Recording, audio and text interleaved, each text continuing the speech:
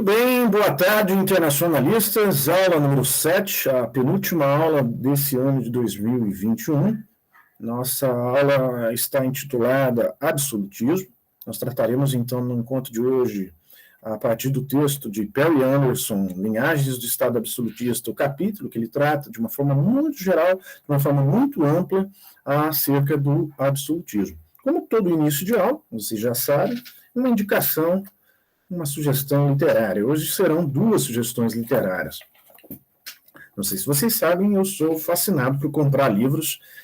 Leio uma boa parte, outra boa parte fica na lista para ser lida, né? Esse ano de 2021 eu coloquei como meta ler 40 livros. Atingi a meta na semana que agora passou. Atingi os 40 livros. Ainda pretendo agora em dezembro ler mais alguns. Um deles é esse que eu comprei num sebo, né, que é uma série de biografias a respeito de grandes líderes, e até chamo, né, os grandes líderes, e esse aqui é acerca do Luís XIV. Eu comecei a folhear as primeiras páginas, já comecei a gostar muito do livro, né, ele fala um pouco a respeito do nascimento, a fase da adolescência, dessas figuras, né, depois quando eles de fato chegam e alcançam o poder, né. Aqui, então, narra a respeito do Luís XIV. Esse escritor, ao tratar do Luís XIV, ele está contando de uma forma diferente. Ele já conta acerca do Luís XIV como rei. E existe um responsável pelo setor de finanças da França, o Nicolas Fouquet, ele está promovendo uma festa, uma grande celebração em nome do rei Luís XIV. Só que o Luís XIV não gosta, se diverte bastante na festa, mas ele percebe que esse secretário de finanças, o Fouquet, é mais rico que ele próprio. É mais rico que o próprio Luís XIV. E aí o que ele faz? Ele manda prender o Nicolas Fouquet, demite o Nicolas Fouquet do cargo de secretário de Finanças, que era responsável pelo Tesouro da França, né? E toma praticamente toda a fortuna do Fouquet para ele próprio, né?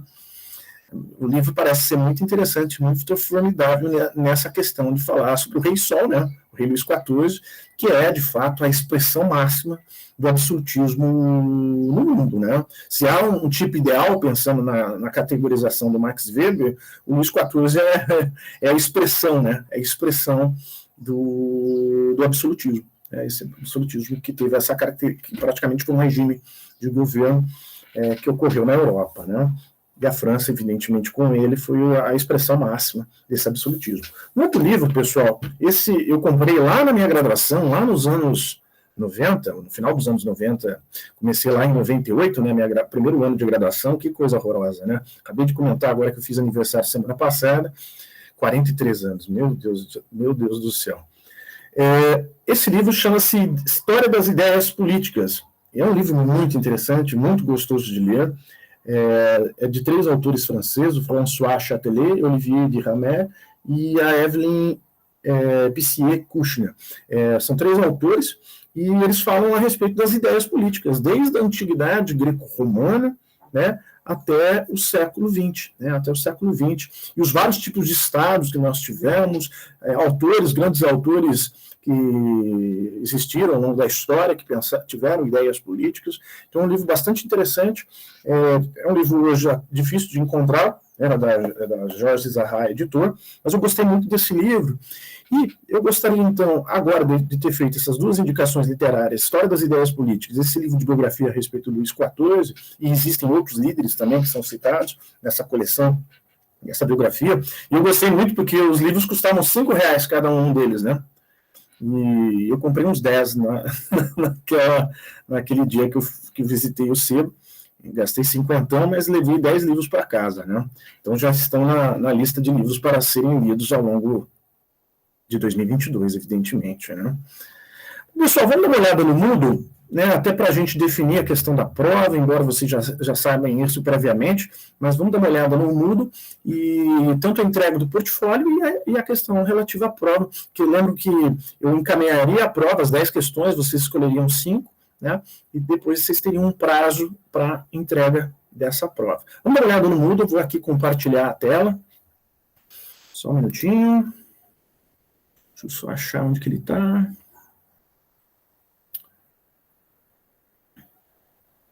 Aqui.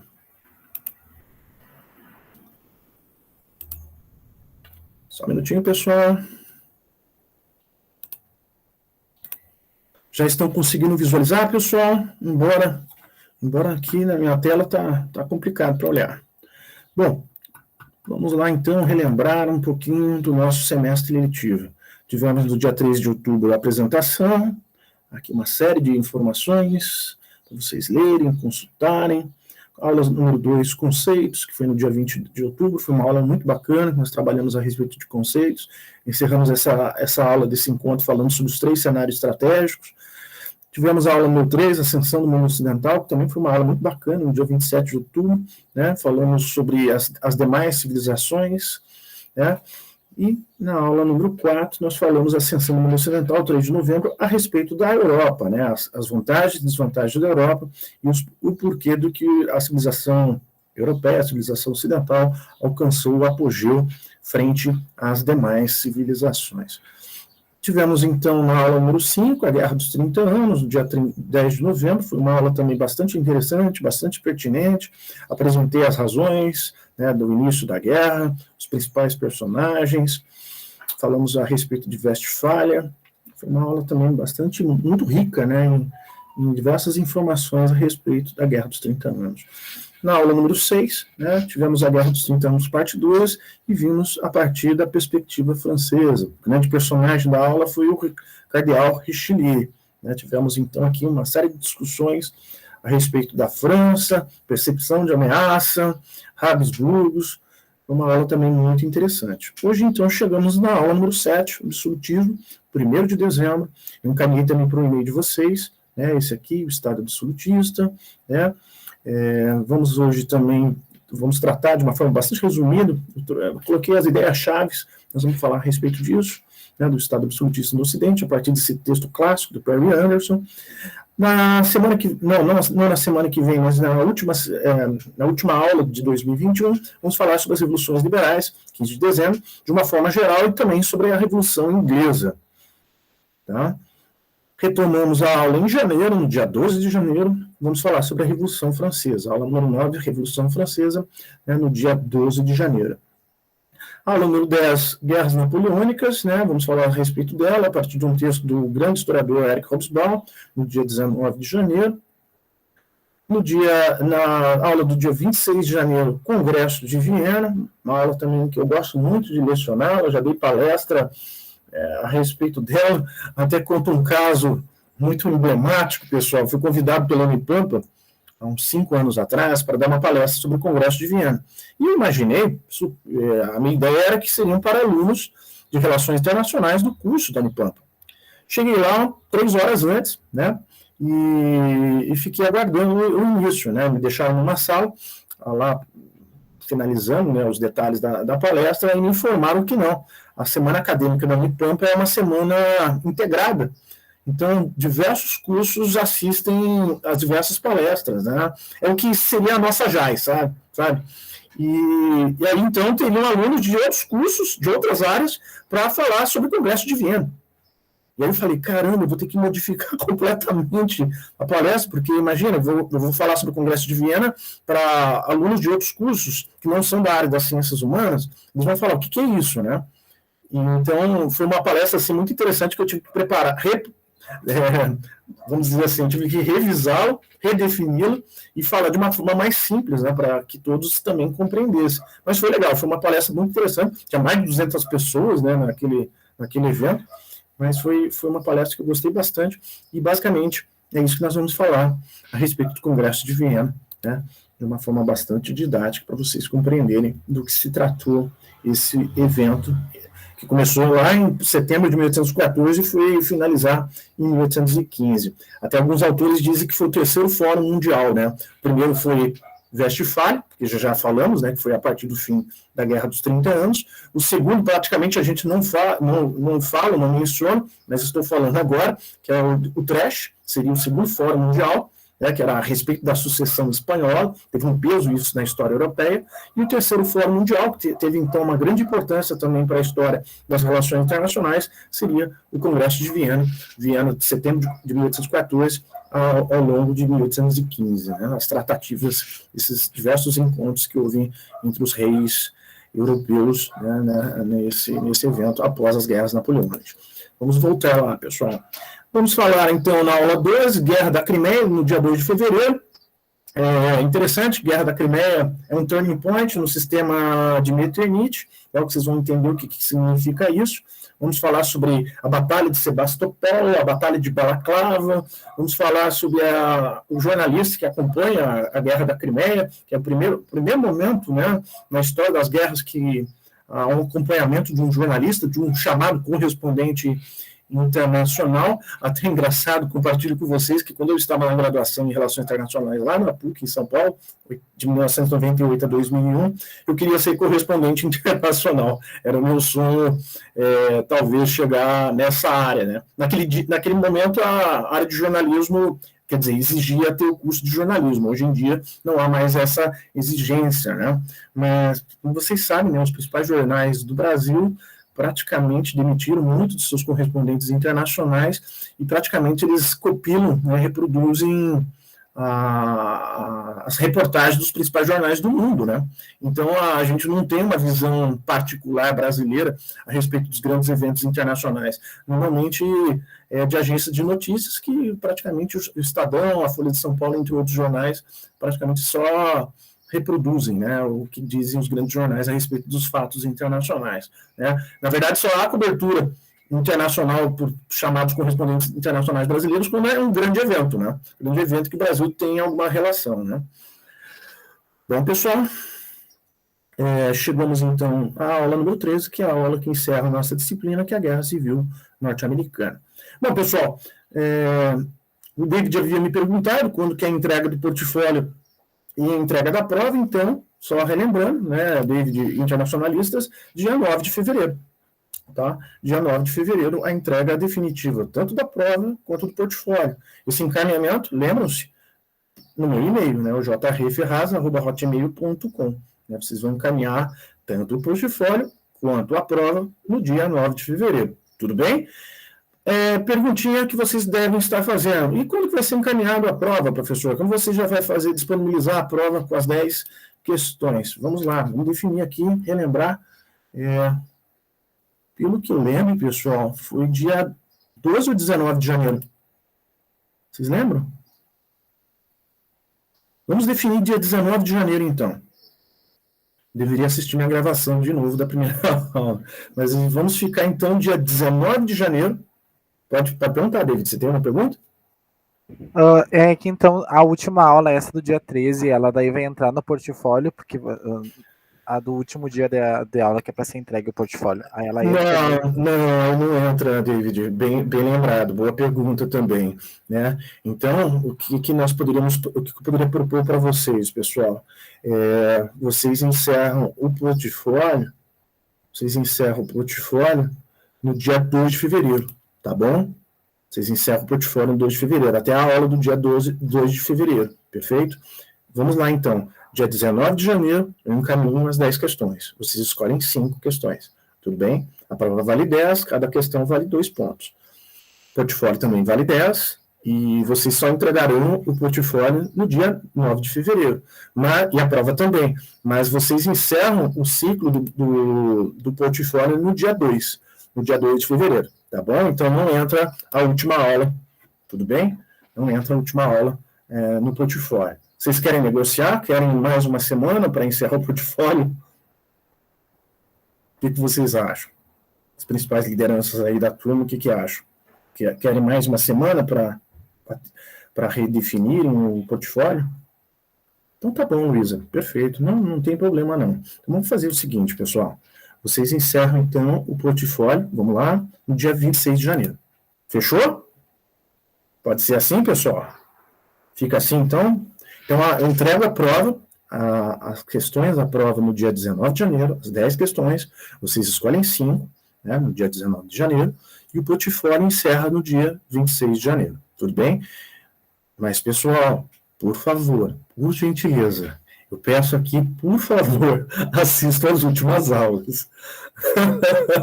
Não é só porque encerrou o portfólio que vocês estão livres de não assistirem às aulas de fevereiro, né? Eu já fui aluno, eu conheço também a mentalidade de aluno, né? Por favor, não façam isso comigo.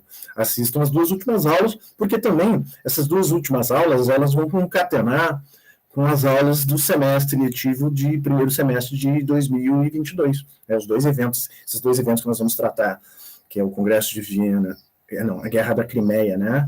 E a Guerra Civil Norte-Americana, eu acho importante que vocês assistam, porque elas vão ter ligação com os eventos que nós vamos tratar já no início do primeiro semestre de 2022. Oxalá que tenhamos novamente o retorno às aulas presenciais, né? Tenhamos o retorno às aulas presenciais e já possamos nos conhecer, né, pessoalmente.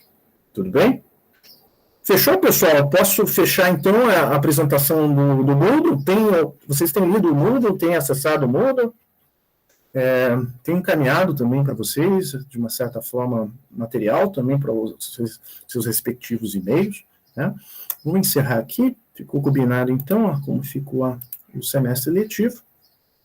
E aí, pessoal, tem feito o portfólio? Já estão desenvolvendo o portfólio? Espero que sim, nada de deixar para dia 9 de fevereiro para finalizá-lo, né? Vamos lá, então, pessoal, eu vou passar aqui normalmente depois, tanto da sugestão, as sugestões literárias, depois definimos aqui o semestre letivo, como vai ser um encaminhamento, né, um planejamento desse semestre, eu vou aqui apresentar uma tarefinha para vocês inserirem no portfólio de vocês na aula número 7. Vou aqui acessar essa questão. Vamos lá, só um minutinho.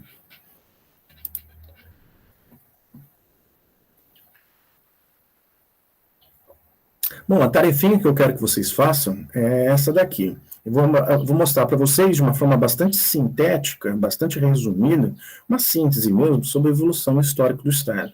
Então, na verdade, eu quero que vocês ensinam isso no portfólio de vocês e pesquisem a respeito do que eu estarei falando a partir de agora para vocês. Vamos lá? Vamos acompanhar. Então, evolução histórica do Estado. Bom, pessoal, então eu quero que vocês façam uma pesquisinha sobre essas questões, sobre essa evolução histórica do Estado, desde a antiguidade aos tempos atuais. Então, por exemplo, eu quero que vocês façam uma pesquisa a respeito da cidade grega.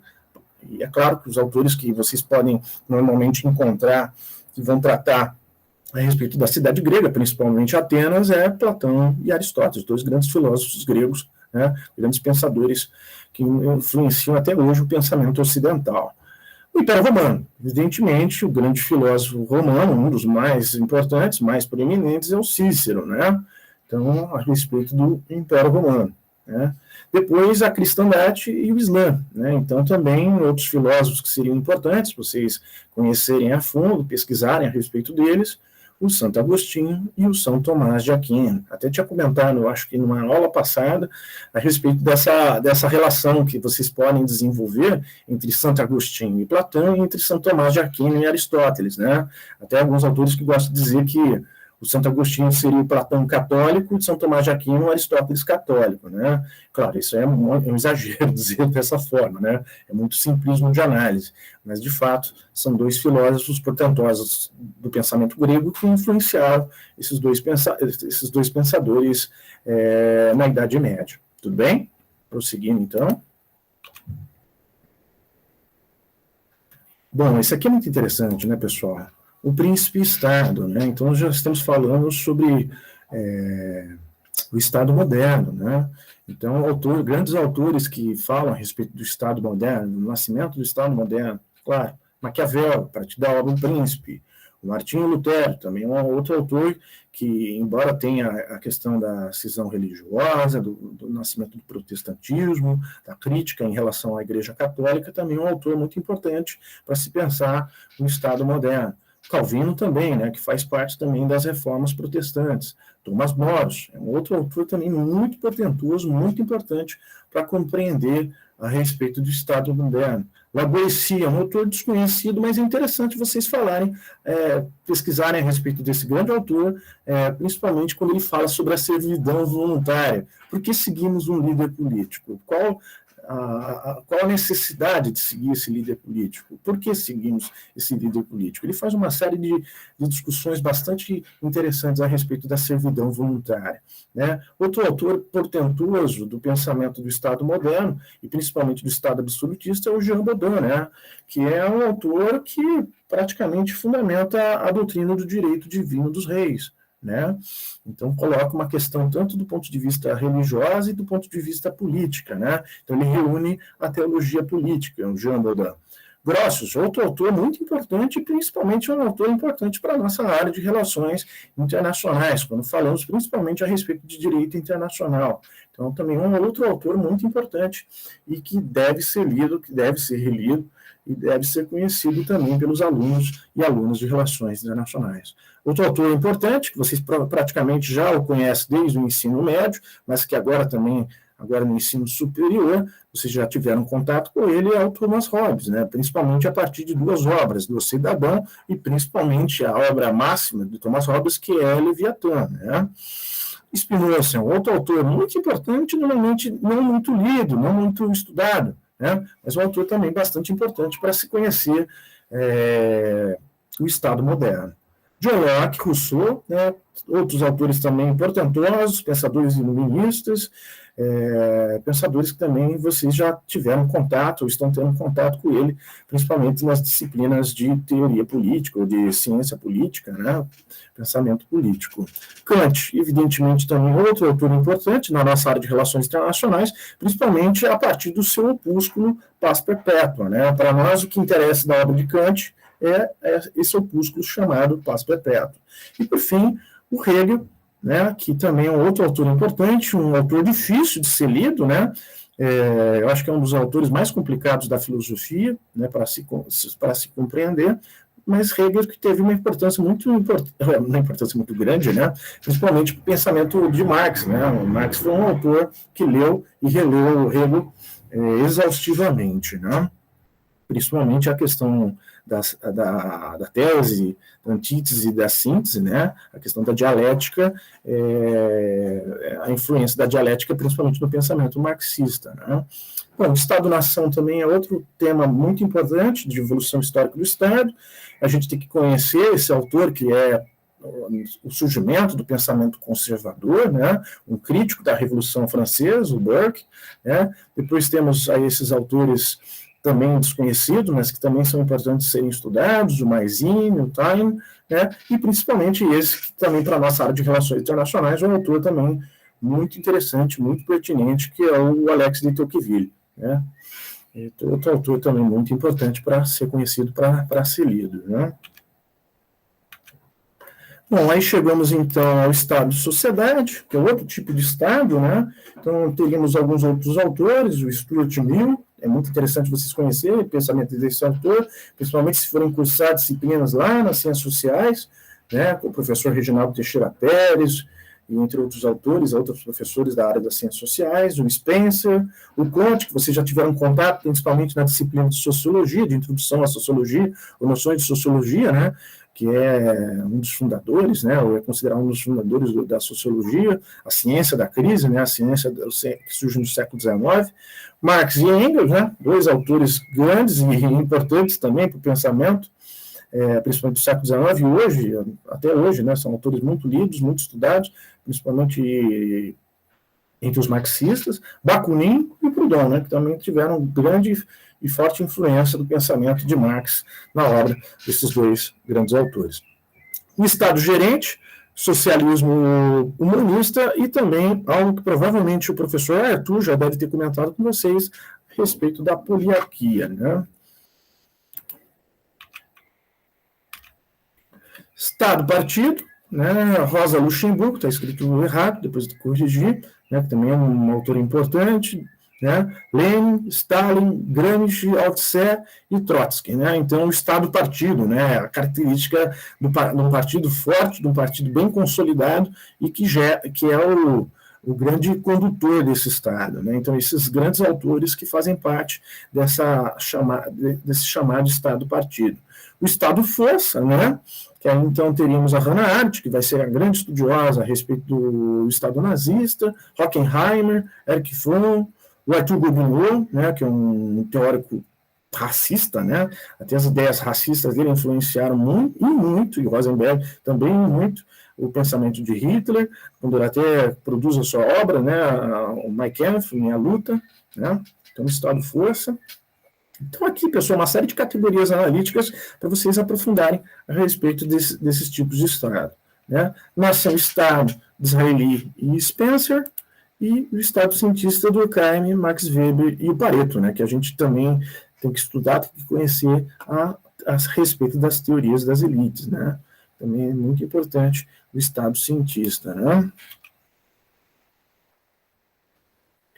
E aqui alguns pontos que também para vocês refletirem, para vocês pensarem, que é o Estado em questão, né? A questão do totalitarismo, a questão da história, a questão do poder, a questão do Estado. Né? Então, aqui uma série também de pesquisas complementares que vocês poderão fazer a respeito da evolução histórica do Estado. Claro, pessoal, isso aí é uma tarefinha que eu quero que vocês reflitam, que vocês pensem a respeito disso. Ensino superior é momento de autonomia do educando, autonomia do estudante, né? E acho interessante que vocês conheçam mais a fundo essas diversas categorizações relativas ao Estado. É importante fazerem esse tipo de pesquisa para vocês estudarem, aprofundarem mais a respeito de todos esses temas, de todos esses grandes autores, né, do pensamento político. Ok, pessoal? Bacana? Encerro aqui, então, esse tópico a respeito da evolução histórica do Estado. Depois, caso vocês tiverem dúvidas, vocês podem me encaminhar um e-mail, e aí eu posso também fazer algumas sugestões literárias para vocês aprofundarem a respeito desses autores, dessas ideias. Bastante coisa para vocês pesquisarem, hein, pessoal? Vai dar algumas páginas darão algumas páginas nos seus portfólios. Por favor, Luísa. Professor, esse preze sobre os estados, o senhor disponibilizou no Moodle ou ele está no e-mail? Eu vou dar uma checada, Luísa, se está no Moodle. Só um minutinho, deixa eu dar uma checada aqui.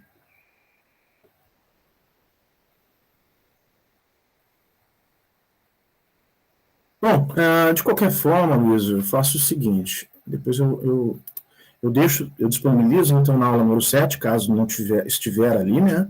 Eu coloco no Moodle na aula número 7, mas eu também acho que eu encaminhei para o e-mail de vocês, né, Luísa? Não é verdade?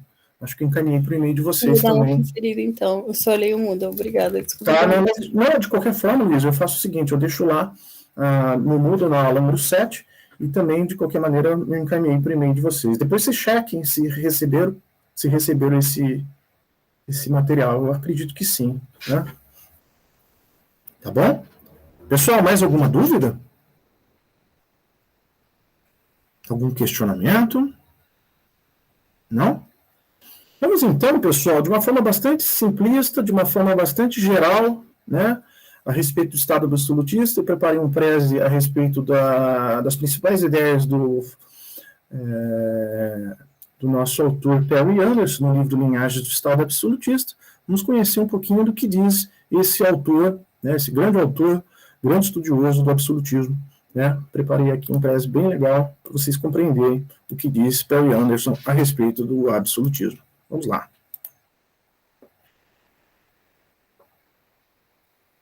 Muito bem.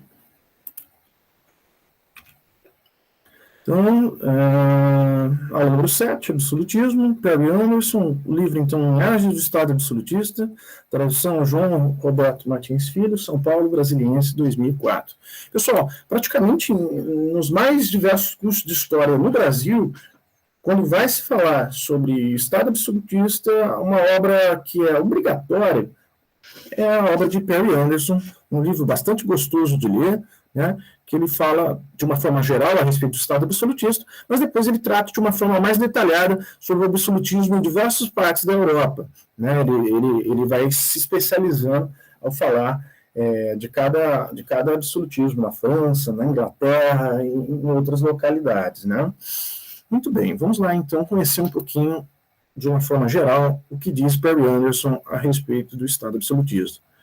Como tinha dito para vocês, né, o Luís XIV é a expressão máxima do absolutismo europeu, né, e aqui duas frases que eu acho que são bastante interessantes, além da famosa, né, o Estado sou eu, né, l'état c'est moi, né, mas tem essas duas frases que eu acho que também bastante emblemáticas, né? A primeira, estou indo embora, mas o Estado sempre permanecerá, né? Interessante essa frase, né, da necessidade da existência permanente, né, do Estado.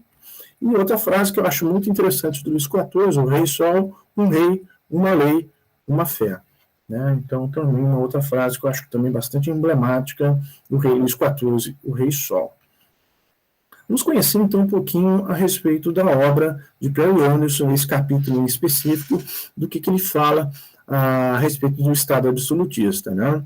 Interessante que, em termos de observações gerais, a gente poderia dividir em 2 pontos. Né? Primeiro, o Perry Anderson ele vai tratar a respeito da economia da sociedade europeia, né, durante o século XIV e XV, né, que marca, né, tanto as dificuldades e os limites do modo de produção feudal no último período da Idade Média.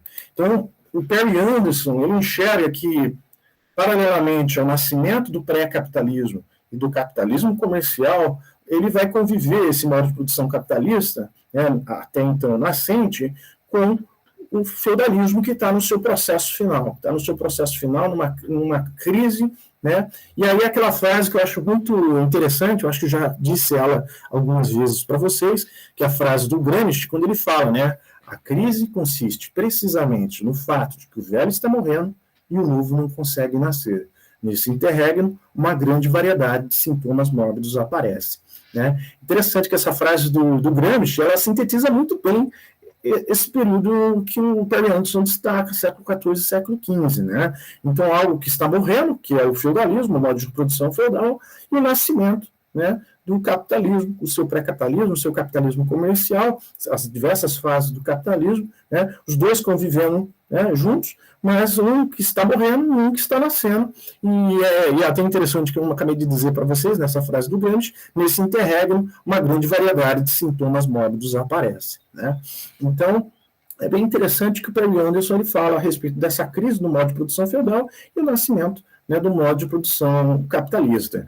Para quem já teve a oportunidade de conhecer a obra de Marx, para quem já leu Marx, né, principalmente não só o Manifesto do Partido Comunista, mas que já conheceu a grande obra dele, que é o Capital, né, ele vai falando, né, sobre a evolução histórica dos modos de produção. Né, esse modo de produção que é o modo de organizar a sociedade, tanto do ponto de vista social e principalmente do ponto de vista econômico. Né. Então, os diversos modos de produção nós tivemos ao longo da história da humanidade. Então, nesse momento em específico, como diz o Perry Anderson, está convivendo 2 modos de produção, e praticamente, né, pessoal, se vocês leram com atenção a obra O Capital do Karl Marx, ele diz, né, sempre um modo de produção que está entrando em falência, que está em declínio, que está em decadência, que está em crise, vai conviver com um modo de produção que está nascendo, né, e que os dois começam a existir conjuntamente, mas um vai superar o outro. Né, que é o que acontece, de fato, com o modo de produção capitalista.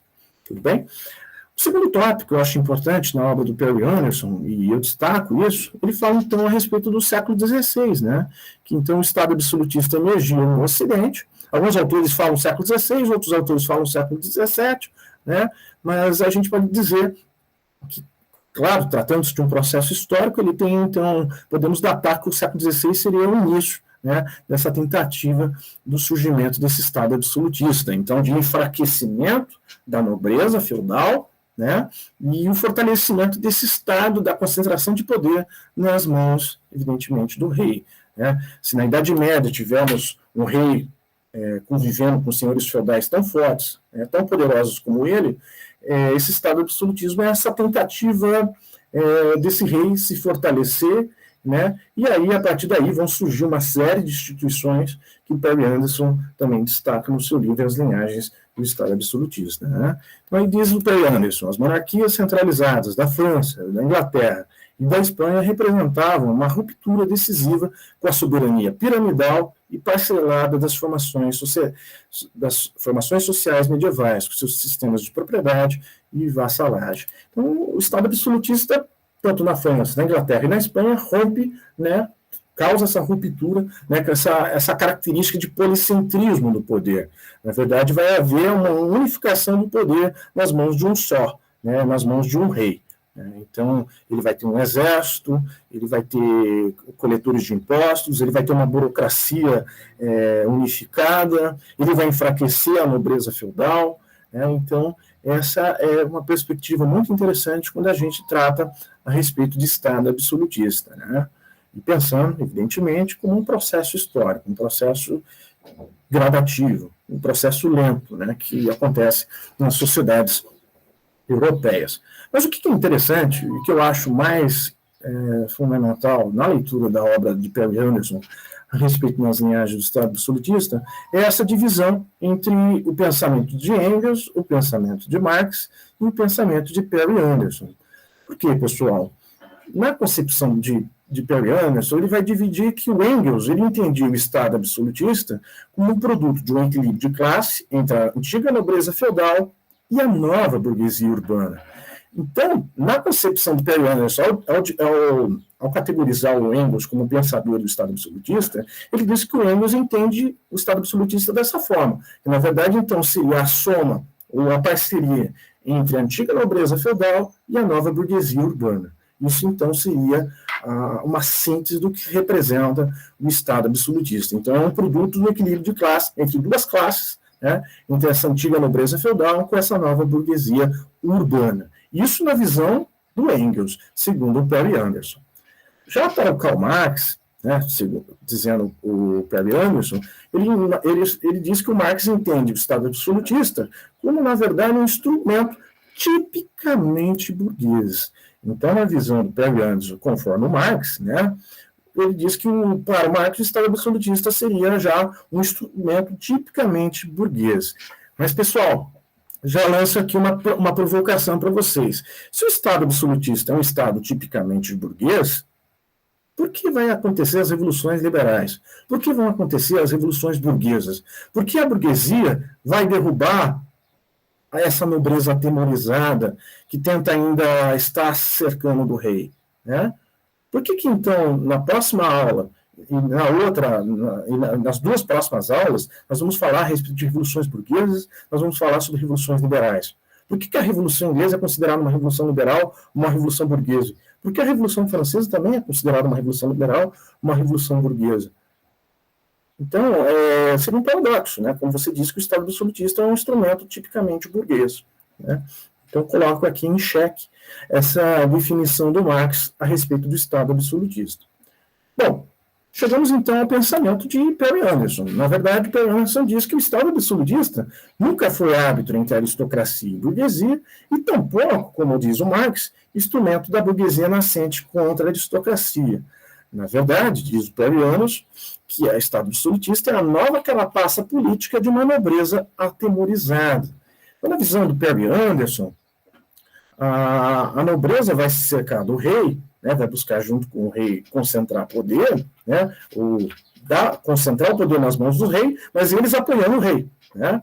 E então esse último fôlego, essa última tentativa desesperada, a última manobra política da nobreza, de uma nobreza atemorizada. Então, na visão do Perry Anderson, essa seria, assim, a definição mais correta, mais adequada do Estado absolutista. Então, não sendo um árbitro entre aristocracia e burguesia, tampouco sendo um instrumento da burguesia nascente contra a aristocracia. Na visão, então, do Perry Anderson, é uma carapaça política de uma nobreza atemorizada. Então, ela vai se cercar do rei, vão ser cortesãos que vão se cercar do rei, né, que está tentando buscar concentrar poder nas suas mãos, né, mas essa última tentativa desesperada, essa última manobra política dessa nobreza atemorizada. Tudo bem, pessoal? Ficou claro a visão do Marx, do Engels e do Perry Anderson do que se trata o Estado absolutista? Ficou claro como é o entendimento de cada um deles? Sim, pessoal? Confirme aí alguém. Diga sim. Ótimo, Nicole, obrigado. Aí, isso, vários alunos falando sim. Gostei. Me emocionei agora. Vamos lá, então. Bom, pessoal, chegamos aqui, então, às inovações institucionais do absolutismo. Diz o Perry Anderson que, então, se o Estado absolutista essa última tentativa, essa tentativa desesperada, a última manobra política dessa nobreza atemorizada, a partir do surgimento desse Estado absolutista, começam algumas inovações institucionais. E diz ele, quais são?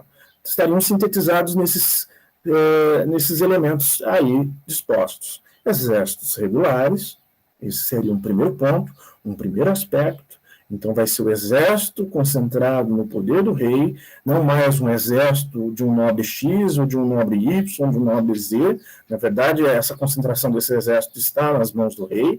Então, à medida que ele enfraquece a nobreza feudal, né, e reduz o poder desses nobres feudais, vai haver a concentração de poder, principalmente através desse instrumento da força, com o exército nacional, com o exército regular, né, representando o rei, né, representando esse Estado.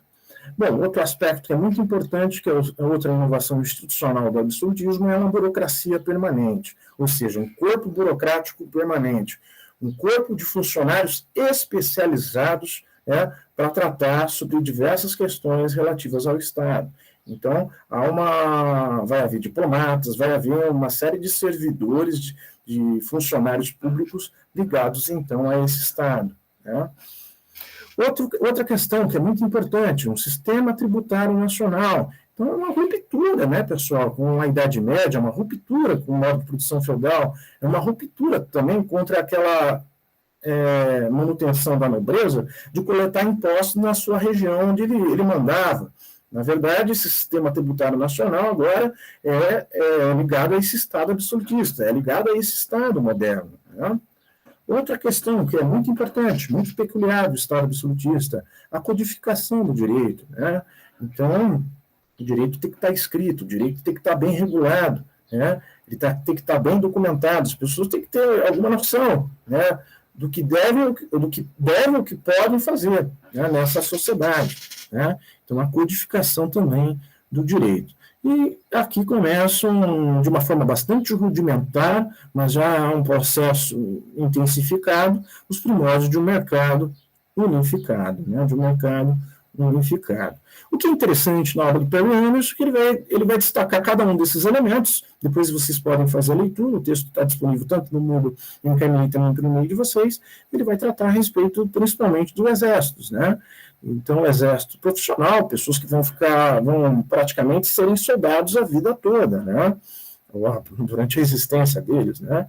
Então, introduzido em fins do século XVI, no século XVII, Maurício de Orange, Gustavo Adolfo e Wallenstein, treinamento de infantaria, de linha pelos holandeses, cavalaria e sistema de padrão pelos suecos, comando vertical unitário pelos tchecos, né? E é interessante que o exército do Filipe II, 60 mil, e do rei Luís XIV, né, 300 mil. Então, vai aumentando o número o contingente do exército desses respectivos estados, principalmente desses estados absolutistas, né? Então, é um ponto muito importante que o Perry Anderson vai destacar em relação a essas inovações institucionais. Bom, pessoal, como eu tinha dito para vocês, a leitura do texto do Perry Anderson é muito simples, né? Não há, talvez, nenhuma novidade para vocês, que já tinham lido e estudado a respeito disso no ensino médio, a respeito do Estado absolutista.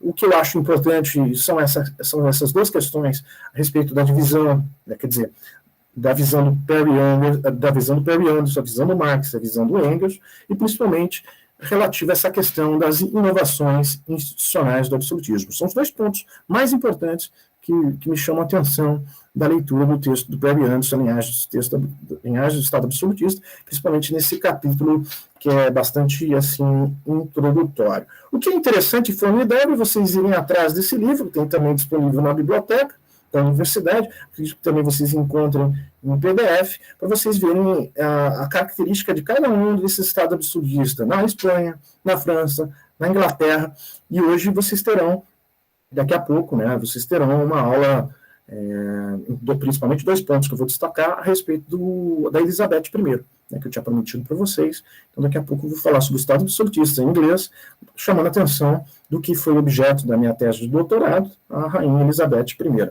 Tudo bem, pessoal? Alguma dúvida? Vou encerrar aqui essa apresentação, bastante simples. né, a respeito do texto do Perry Anderson, sintetizei muito bem assim, né? Mas aqui, pessoal, eu vou colocar no chat, vou escrever aqui para vocês, para não editar, as ideias do autor Leon Palmer a respeito do Estado absolutista. Vamos lá, então. O Leon Palmer, no livro dele, se vocês quiserem anotar, Leon Palmer, o livro chama-se O Surgimento das Nações, o Poder Político, a Natureza Histórica do Estado, dos Estados Nacionais. Livro com um título gigantesco, né? Então, é um livro de Leon Palmer, Surgimento das Nações, Poder Político, a Natureza Histórica do Estado, dos Estados Nacionais. Né? O que eu quero chamar a atenção de vocês a partir de agora, que eu vou digitar aqui no chat, é a respeito dessas inovações institucionais. O Leon Palmer ele vai mais além do que essas categorizações escritas pelo Perry Anderson. Então, aqui apresentando a ideia do Leon Palmer, vamos aqui algumas dessas inovações institucionais. Ele amplia, né, a visão do nosso querido Perry Anderson. Vamos lá. Então, a primeira, ele diz que existe um sistema legal que tende a se unificar. Claro, ele está falando sobre a questão relativa à codificação do direito, então, um sistema jurídico próprio, específico nessa localidade, nesse território desse Estado. Né? Segundo, códigos administrativos operados por pessoal especializado. Então, servidores públicos especializados, com funções bem regulamentadas, com funções específicas. Então, um corpo burocrático bem especializado em diversas áreas, tanto de coleta de impostos, quanto em outras áreas, como, por exemplo, o que nos importa também a questão da diplomacia. Né? Terceiro elemento, concentração do poder material e espiritual. As monarquias se legitimam o direito divino. Acabei de falar sobre, né, o Jean Baudin, então, o Jacques Bossuet e um outro autor, né, que vão tentar dar esse caráter divino ao rei. Né, ao rei. Então, o rei é o representante aqui de Deus na Terra. Então, uma série de juristas, uma série de filósofos que vão tentar legitimar o poder dos reis a partir de uma teoria do direito divino.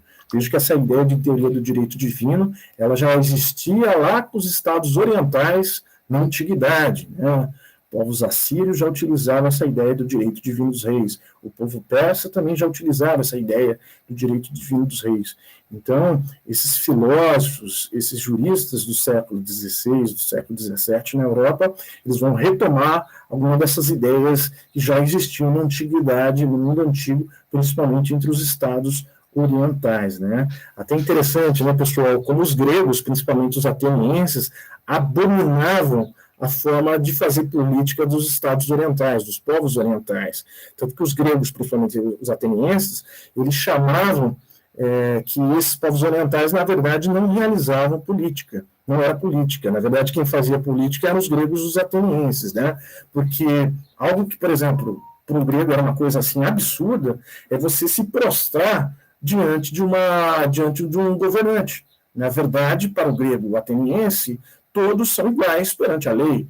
Na verdade, aquele que está exercendo uma função política, como estadista, ele é tão igual como eu. Né? Então, não há necessidade de eu me prostrar diante dessa figura. Ele não é uma divindade perante a mim. Né? Então, veja como que para os gregos atenienses existe esse princípio que é existente até hoje, o princípio do quê? Da isonomia, né? A igualdade de todos e de todas perante a lei. Né? Então, essa é uma questão muito interessante relativa aos gregos atenienses, e notar como que os gregos atenienses repudiavam e diziam que os estados orientais, as sociedades orientais não faziam política. Porque política para os gregos atenienses, volto aqui a reiterar, é feita entre iguais. E política não é através da força, não é através da ameaça. Na verdade, política para os gregos se faz principalmente através do diálogo, através da oratória, né? E a oratória, como vocês sabem, que se divide tanto na retórica quanto na eloquência, né? A retórica é utilizar elementos racionais para você tentar argumentar, né, com seus interlocutores, convencer os seus interlocutores, né? E enquanto a eloquência é uma forma de conquistar os meus interlocutores, ou de convencer meus interlocutores através de metáforas, figuras de linguagem, principalmente através da emoção. Pergunta que não quer calar: quem seria um grande exemplo de um líder político que utilizava o instrumento da eloquência? Vocês estão acompanhando aqui a minha explicação dessa divisão entre da oratória, que é a arte de falar bem, né? Eloquência e retórica. Pode falar, quem abriu o microfone aí, por favor. Vocês estão tímidos, pessoal? Vamos lá. Então, duas formas. Sim, por favor. Pessoal? Hitler?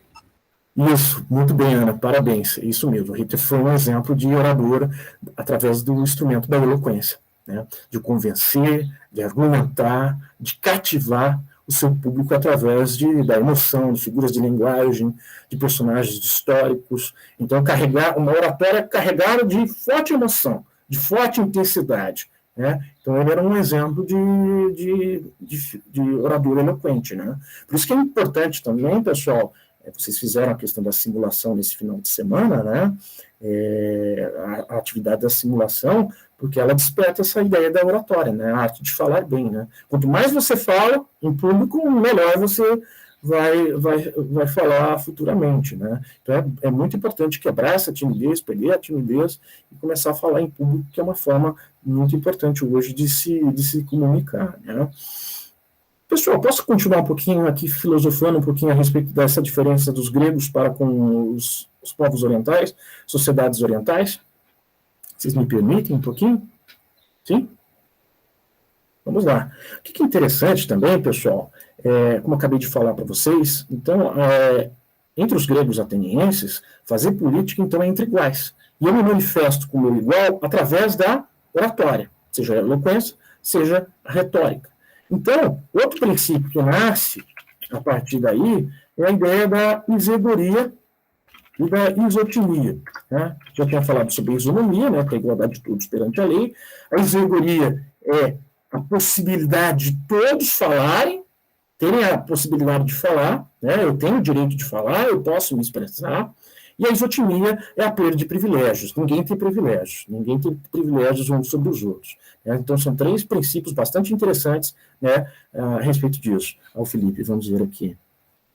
Ah, sim, de fato, mas o Lênin também é um excelente orador, com certeza, sem sombra de dúvida, Felipe. Muito bem colocado, né, essa ideia. E, pessoal, é tão interessante quando a gente conversa sobre política para os gregos, principalmente para os gregos antigos, falando em específico dos atenienses, sobre duas situações que eu acho importante aqui destacar para vocês, né? A questão do oikos e da ágora, né? O que é o oikos? Que vai dar até origem à palavra economia, né? Que tem ligação com a economia doméstica, né? Mas o oikos é uma unidade doméstica. No oikos, esse homem, já que, infelizmente, né, meninas, somente o homem, com idade igual ou acima de 20 anos, tinha direitos políticos em Atenas. Mulheres, crianças, escravos e estrangeiros não tinham direitos políticos, né? Mas no oikos, na unidade doméstica, esse homem, ele é apenas um indivíduo. Por quê? Por que ele é chamado apenas de um indivíduo? Porque lá no oikos, ele faz as suas necessidades fisiológicas, a questão da procriação, e também lá no oikos, esse homem exerce tanto o poder paterno para com os filhos e para com a mulher, e exerce o poder despótico para com os servos, para com os escravos.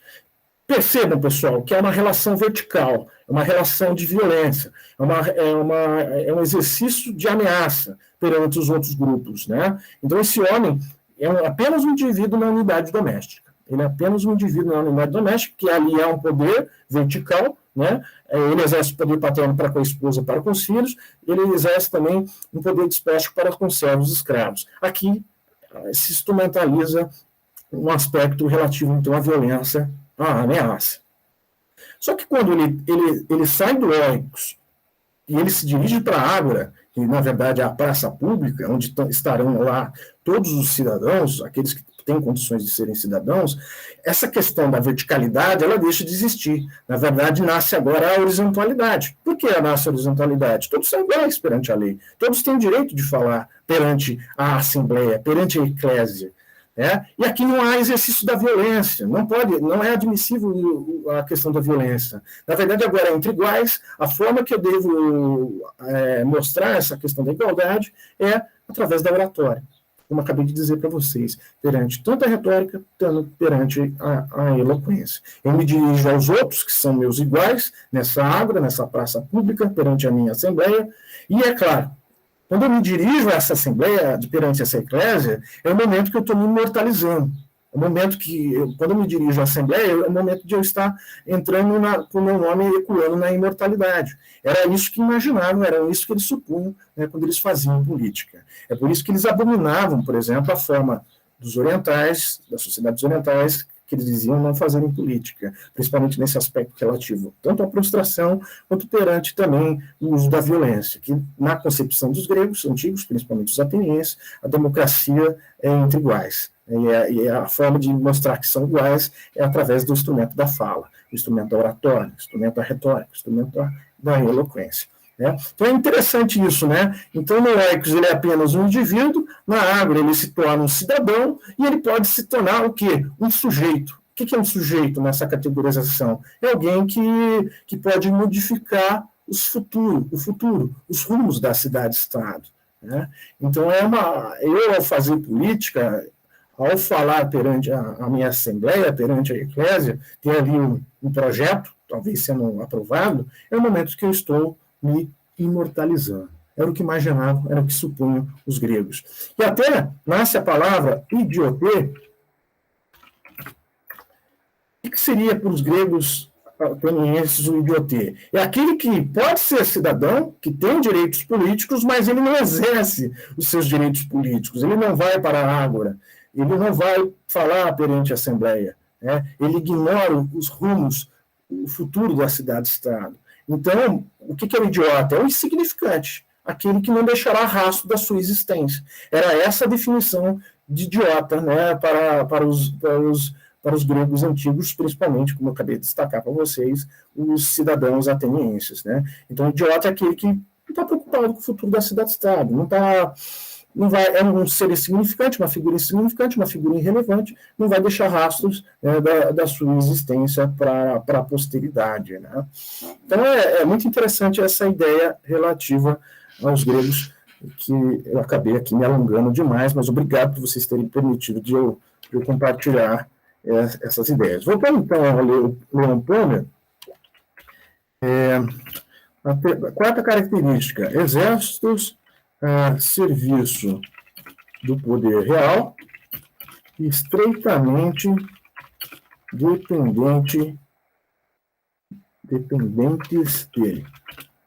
Esse seria, então, o quarto ponto que destacado por Leon Pommer de inovações institucionais do Estado absolutista. Tá? Arrecadação de impostos,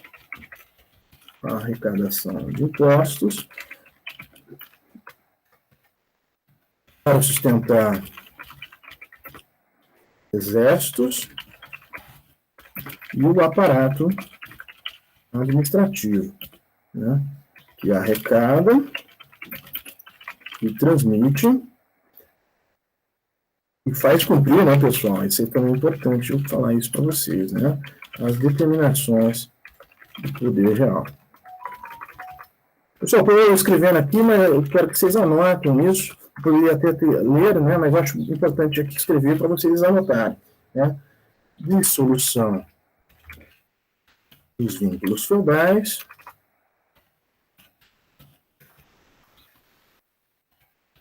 Dissolução dos vínculos feudais e afloramento das relações.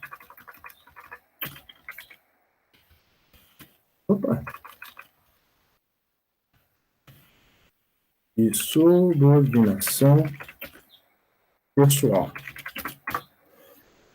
Mais um pouquinho, pessoal, mais alguns itens. Enfraquecimento. E às vezes...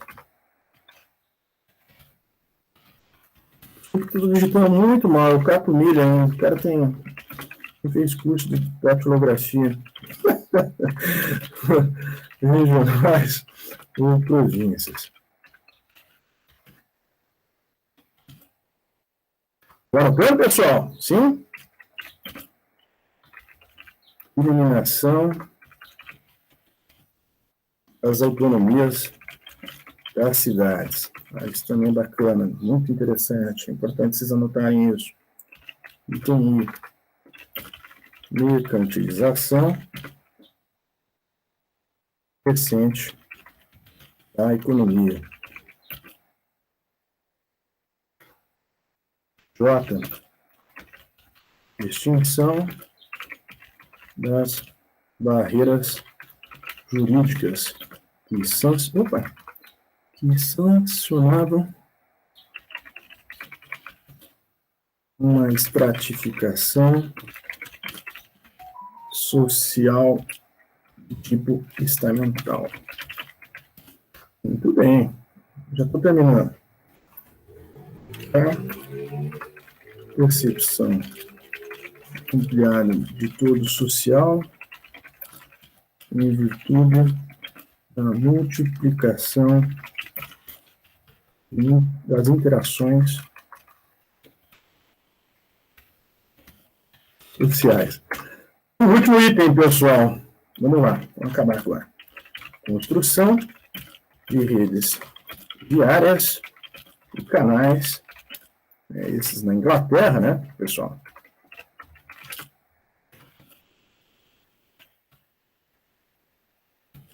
Os quais transitam mais facilmente os homens e as mercadorias.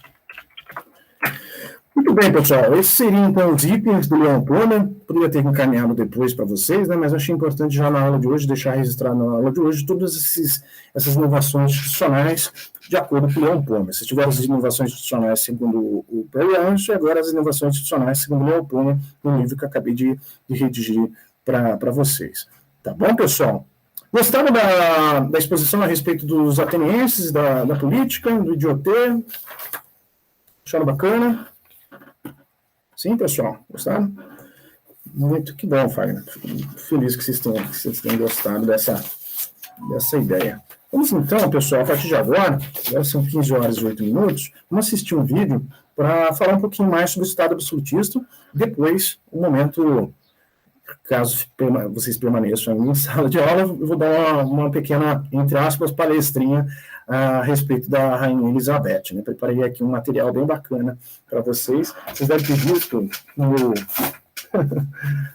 Instagram, eu fiz aqui uma imagem, né, de um curso que eu dei no passado, lá em 2012, a respeito da Rainha Elizabeth. Estava muito fresquinho, eu tinha defendido a tese de doutorado em 2009, e eu dei esse curso, né, em 2012, essa imagem que eu achei que ficou muito bonita, né, eu acho que talvez vocês tenham gostado também, e bem interessante, né, como se fosse um jogo de xadrez, e ela ali, né, com as demais peças, né, muito interessante, né.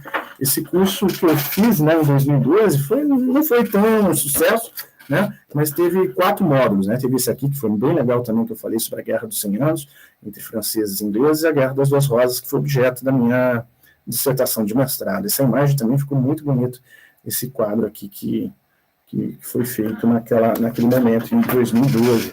E aí, interessante, né, pessoal, eu produzi, naquele período também, uns materiais, né, que eram dados para os alunos que queriam assistir esses cursos, né, eram 25 vagas, né, normalmente tinha 5, 6 alunos só, e aí eu fiz todo esse material aqui, eram materiais bem interessantes, né, para falar sobre literatura, sobre política e sobre história, né, história inglesa em específico, né, então, uma série desses materiais que eram dados para os alunos que assistiam, né, alunos que assistiam esse material. Vamos assistir então, pessoal, o vídeo, eu acho bem legal, Vamos assistir, é de 25 minutos, agora são 15 horas e 9 minutos, vamos assistir pelo menos uns 15 minutos, acho que vai complementar algumas das ideias que eu falei a respeito do Estado absolutista e vai sofisticar alguns pontos que, evidentemente, foram deixados como lacuna. Claro que no portfólio vocês podem pesquisar e aprofundar cada vez mais a respeito disso. Né? Vamos lá.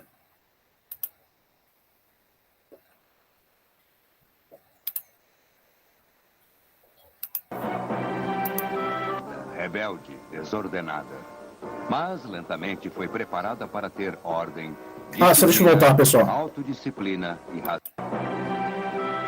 Rebelde, desordenada, mas lentamente foi preparada para ter ordem, disciplina, autodisciplina e razão.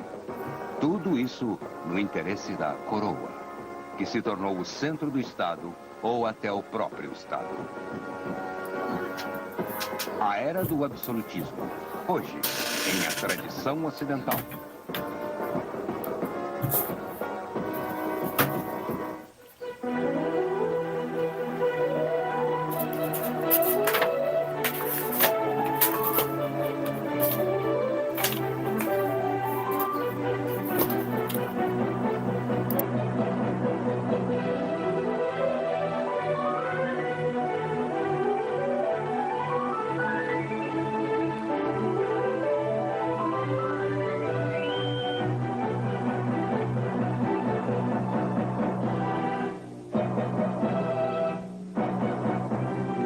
O professor da Universidade da Califórnia, Eugene Weber, em sua jornada através da história da civilização ocidental.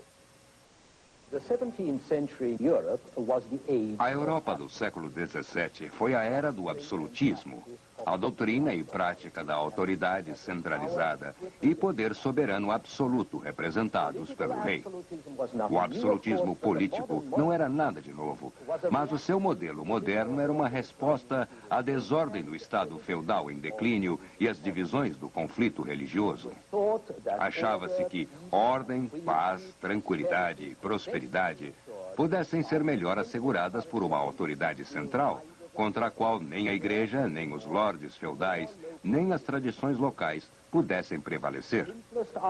O argumento mais simples para o absolutismo monárquico era que seus reis obtinham sua autoridade de Deus. Nesta versão, o direito divino dos reis reinarem permitia não apenas que controlassem seus súditos, como também a igreja. Assim, o conflito medieval entre os poderes secular e espiritual foi resolvido no século XVII a favor do poder secular, mesmo em países católicos.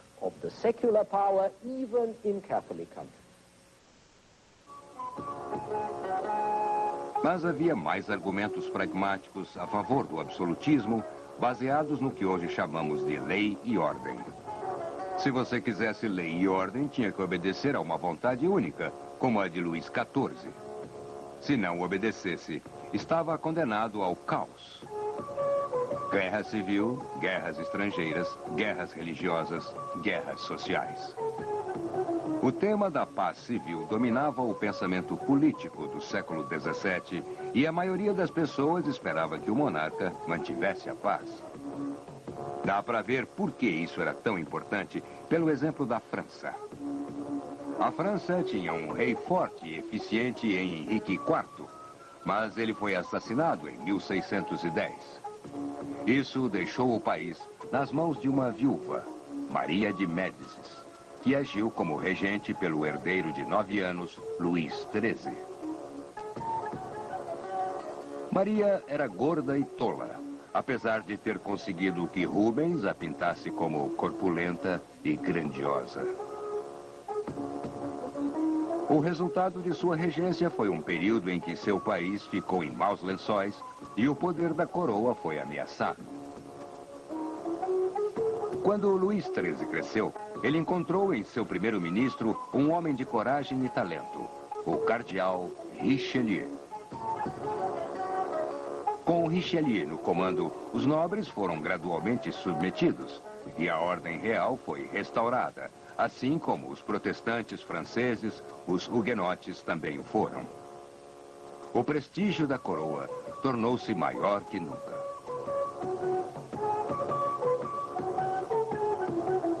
Fez-se isso muito bem no romance de Alexandre Dumas, Os Três Mosqueteiros, que trata de 4 nobres no regimento da Guarda Real: Athos, Porthos, Aramis e D'Artagnan. Todos eles eram capazes de tirar suas espadas e começar a lutar a mais leve provocação, ou até sem provocação.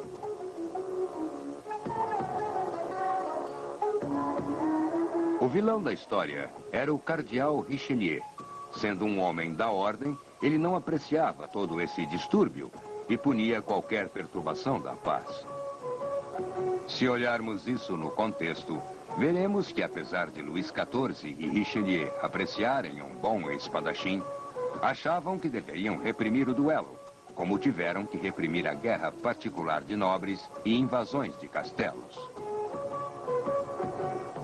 Então, no romance, eles punem levemente D'Artagnan por lutar em público, mas na vida real, decepam a cabeça de um duque por desobedecer os éditos reais contra a luta.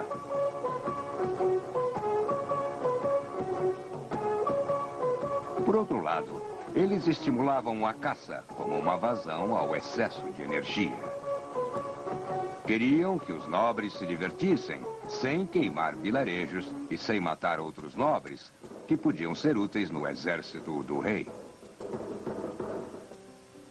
Eventualmente, as políticas reais e forças socioeconômicas transformariam o nobre de dinossauro em pavão. Mas não de uma só vez. Nos anos 1640, depois da morte de Luís XIII e Richelieu, houve outro jovem herdeiro, Luís XIV, que não tinha 5 anos ainda. Houve outra regente, sua mãe, Ana d'Áustria. E outro ministro cardeal, Cardeal Mazarin. Houve também outra série de guerras civis chamadas de frondes, em que os nobres e a grande corte judiciária, o parlamento de Paris, tentaram novamente assegurar seus direitos contra o poder transgressor da coroa. Essa foi a última batalha desesperada da nobreza para se salvar da subordinação e da decadência. Eles eram especialistas em lutar contra animais, e a nova era não precisava mais deles. A nova era queria produtores, negociantes, advogados, administradores e burocratas. Soldados também, é claro. E o modelo vivo de D'Artagnan iria terminar sua carreira como comandante dos mosqueteiros do rei. Se queria soldados disciplinados, não do tipo Rambo.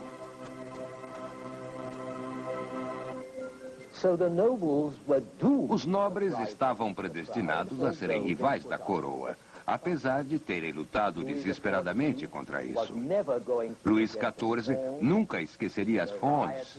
Os tumultos em Paris ficaram tão sérios que, numa ocasião, o rei de 10 anos e sua mãe tiveram que ser retirados às escondidas da cidade e passaram a noite em feixes de palha, porque não havia outro lugar para dormir. Luís XIV nunca mais confiou em Paris de novo e nem nos nobres. Procurou muitos de seus ministros na classe média. Ele evitava Paris, onde se arriscava a ser pego numa cilada e ser intimidado. Mantinha os nobres em seus lugares, que eram uma espécie de coleira de ouro. Esplêndida, ociosa e inútil. Luís não queria destruir os nobres. Ele apenas queria domesticá-los e cortar suas garras. Uma vez que isso tivesse sido feito, a nobreza seria preservada. Uma aristocracia domada incapaz de ferir o rei, mas oferecendo um efeito de fachada impressionante para o Estado absolutista. Uma corte impressionante para o rei absoluto e uma aparência edificante para o novo programa de estabilidade através da hierarquia, no qual o rei baseava sua ordem e seu poder.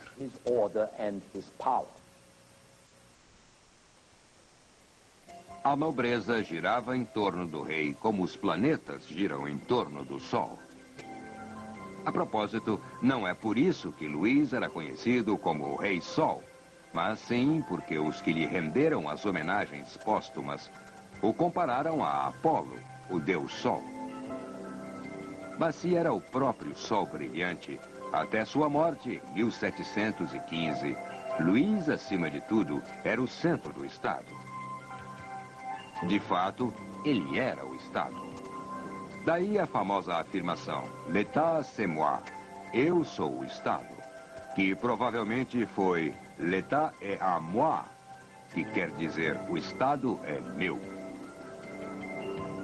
E porque tinha custado muito trabalho e muita luta para chegar a este ponto, o rei e todo o aparato da propaganda real insistia em hierarquia, ordem, disciplina social e códigos de conduta, que pode se ver refletido na arte, arquitetura e literatura do período, bem como em seus modos e políticas. O ponto alto disso pode ser achado em Versalhes. Por um lado, riqueza e luxo, uma fachada grandiosa e um interior não menos grandioso. Por outro lado, muita disciplina no uso e obtenção desta riqueza. Os grandes corredores de Versalhes em nada se assemelhavam com os salões caseiros e humildes da Rainha Vitória. São mais no estilo que hoje descreveríamos como prussiano. Há algo de rígido em sua grandiosidade. E pode ver-se isso também nos jardins deste castelo britânico, na Ile de Icon. Os construtores prepararam a vista, prepararam os jardins e até uma floresta para cercar um canal, tudo inspirado em Versalhes, como centenas de lugares de Portugal até a Polônia foram inspirados. Mas a floresta não tem arbustos. As árvores altas estão em fileiras, plantadas como um milharal.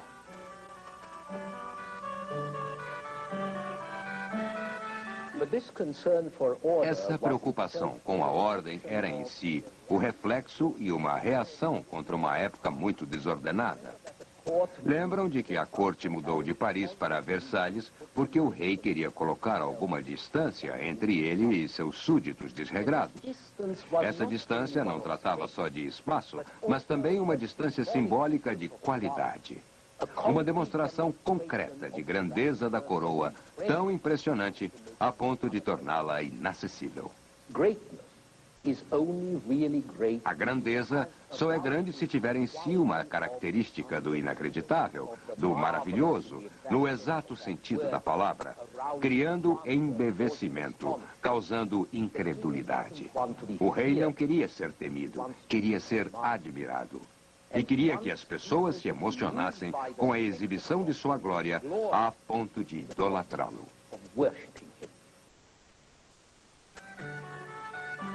A monarquia e sua nova ordem tinham que se estabelecer em um mito, mas o mito em si tinha que se basear numa espécie de fato, na impressão concreta de que faria as pessoas aceitá-lo. E era aí que entravam Versalhes e a arte da época, como veículos de novos valores e novas ilusões, nas quais a nova ordem poderia se basear. A geração anterior da arte francesa, no início do século XVII, foi diversificada e animada. Vejam o trabalho de Jacques Callot, o mestre escultor que nos deixou um registro sem rivais dos horrores da Guerra dos 30 Anos. Ou a de Philippe de Champagne, fria, mas cheia de paixão reprimida.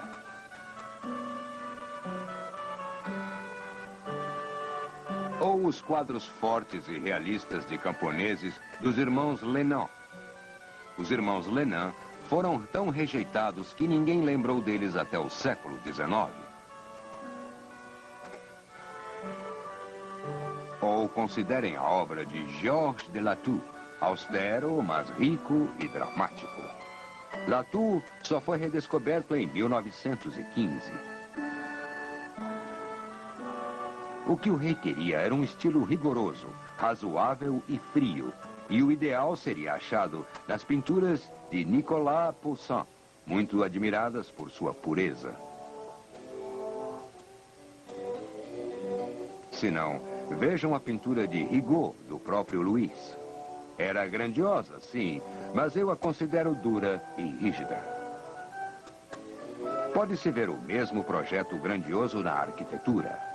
Vejam a fachada leste do Louvre, ou as igrejas construídas pelo arquiteto favorito de Luís, Nicolas Mansart.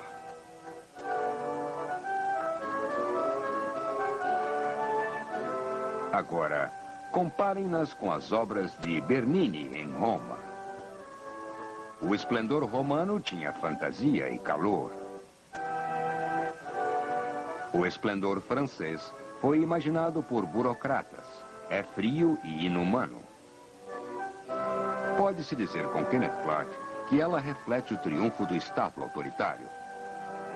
Também reflete as soluções lógicas que o ministro das Finanças, Colbert, o maior administrador do século XVII, tentava impor em todas as partes da vida pública, especialmente nas artes. Mas também podemos achar a contrapartida deste espírito na obra de Pierre Corneille, um escritor cuja vida de 1605 até 1684 cobre quase todo o período. As tragédias de Corneille, estas são as primeiras edições, sugerem como era difícil sufocar as paixões violentas e desordenadas que ameaçavam a nova ordem e também sugerem o modo pelo qual os feios foram criados.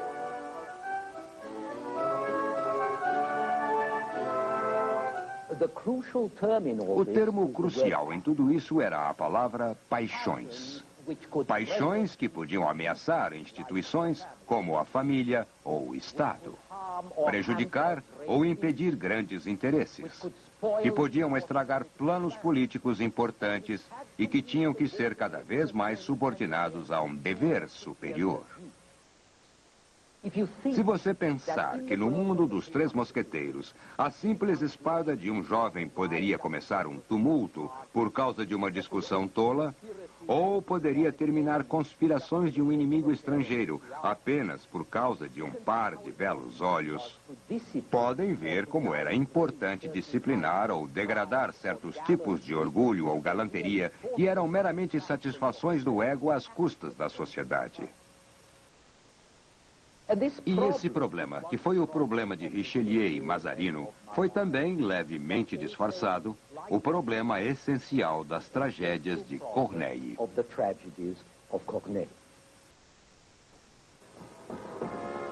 A mais conhecida destas tragédias é El Cid, onde o amor precisa se subordinar à honra e ao dever, mesmo às custas da felicidade de dois amantes. Dom Rodrigo é um herói das guerras espanholas contra os mouros. E foram os mouros que o apelidaram de Cid, El Said, o líder. Rodrigo ama Ximene e eles estão para se casar quando são envolvidos numa discussão idiota entre seus pais.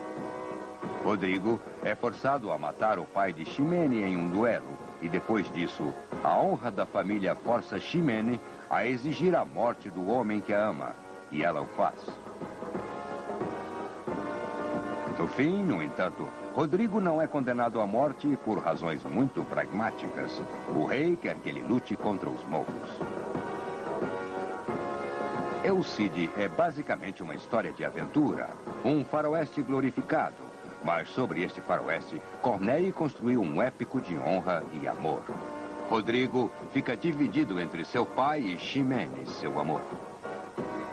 Ximene está dividida entre um amor maravilhoso e legítimo por Rodrigo e a paixão superior de honra e vingança contra Rodrigo, um homem que matou seu pai. Apesar de Rodrigo e Ximene se amarem, a honra e o dever são mais fortes que a paixão, ou ainda, a paixão pela honra é mais forte que a paixão que chamamos de amor. Se você não conseguiu se solidarizar com o dilema, isso só serve para mostrar como o século XX é diferente do XVII. Mas lembre-se de que as peças de Corneille se dirigiam a uma aristocracia que não podia ser influenciada por sermões, por moralização ou sentimentalismo. Então, ele os tocava mostrando a grandeza da autodisciplina e da abnegação de não se fazer o que quer, mas o que se deveria fazer. E Corneille não dizia, como diria um cristão, que cumprir seu dever o torna bom. Ele dizia que cumprir seu dever o torna grande.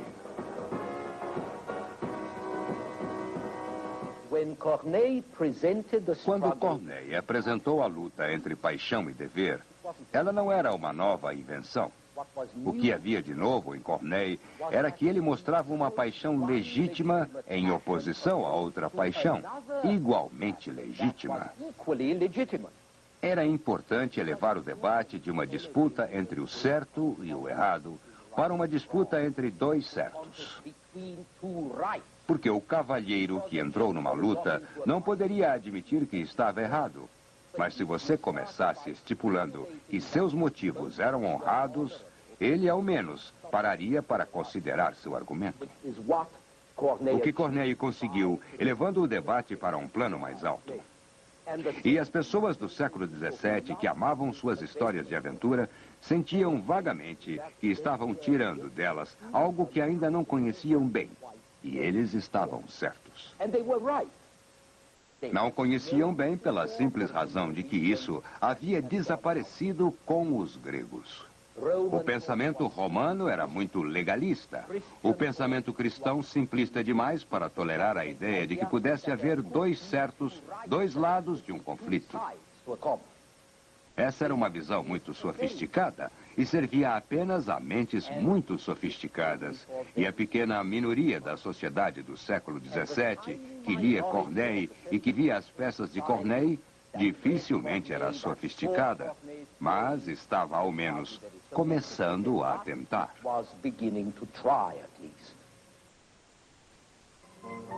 Onde a tragédia grega lamenta a impotência do homem frente ao destino, as tragédias de Corneille exaltam a liberdade de decidir. Homens e mulheres podem exercer sua vontade e ficar acima de seus destinos. A vontade humana foi exaltada pelo Renascimento, mas era geralmente a vontade pelo poder, pela autoconfiança. Corneille respeita a vontade somente quando ela atua por uma causa boa, quando é generosa e de coração magnânimo. Desde que o dever, a generosidade, a grandeza de coração são muito difíceis, a própria dificuldade torna-se sinal do dever, a essência do dever. Portanto, quando as personagens de Corneille veem algo difícil, decidem imediatamente que é seu dever fazê-lo. Talvez tenha sido necessário, nessa época violenta e apaixonada, propor um ideal de autodisciplina gratuita. Talvez só a paixão pudesse triunfar sobre a paixão. As paixões baixas ou egoístas vencidas, trazendo uma outra, a paixão do orgulho. Mas estas personagens não eram apenas orgulhosas. Eram cada vez mais racionais. E isso é muito mais importante. A tragédia do século XVII é a tragédia racionalista por excelência. A razão complementa o orgulho como um instrumento de domínio sobre as paixões. Corneille apresenta o amor como mais uma paixão sujeita à razão.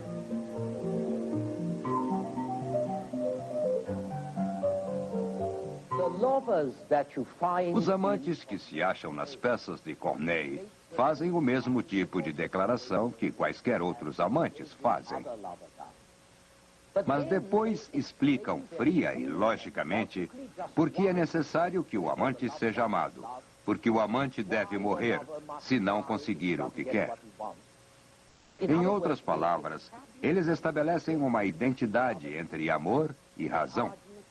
Argumentam que amam a quem amam como amam, porque é a única coisa razoável a ser feita. E se for assim, o amor não é mais uma paixão. Está sujeito a todas as regras e racionalizações de nossas mentes. Pode se tornar um elemento de ordem e não mais um fator de desordem. Para fechar o círculo, então, podemos ver que o paralelo da tragédia de Corneille com sua abordagem razoável da grandeza ou do amor se apresenta na arquitetura clássica de Versalhes.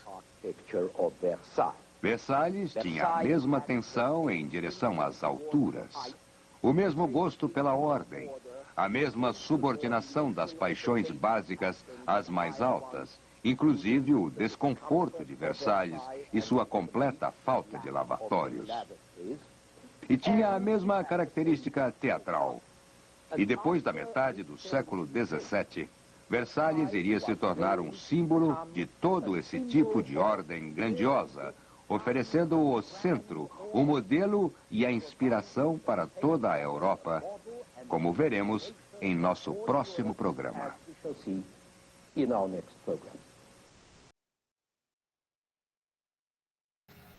Pessoal, não sei o que vocês acharam, mas eu acho esse vídeo fantástico, né? Ele mistura filosofia, política, arte, literatura. Eu acho muito erudito, né, a forma como é apresentado falar sobre o absolutismo, né, a partir de diversas dimensões. Eu achei muito oportuno trazer para que vocês assistimos na totalidade, né? Eu agradeço por vocês terem tido paciência de assistir todos esses quase 26 minutos, né, de vídeo. É um vídeo assim que para mim é muito rico, né? Até eu acredito que todo aluno de relações internacionais ele tem que procurar ter ter um conhecimento enciclopédico, né? Ter essa formação cultural em diversas dimensões e diversos aspectos. Espero que vocês tenham gostado. Tá, pessoal? Vamos fazer o seguinte, 15 horas e 37 minutos, eu vou dar uns 10 minutos só de palestra a respeito da Elizabeth I, né? Vou aqui apresentar o Prez e aí a gente encerra o nosso encontro de hoje. Espero que vocês tenham gostado da aula de hoje. Ela teve uma dinâmica um tanto que diferente. Vamos lá então, pessoal.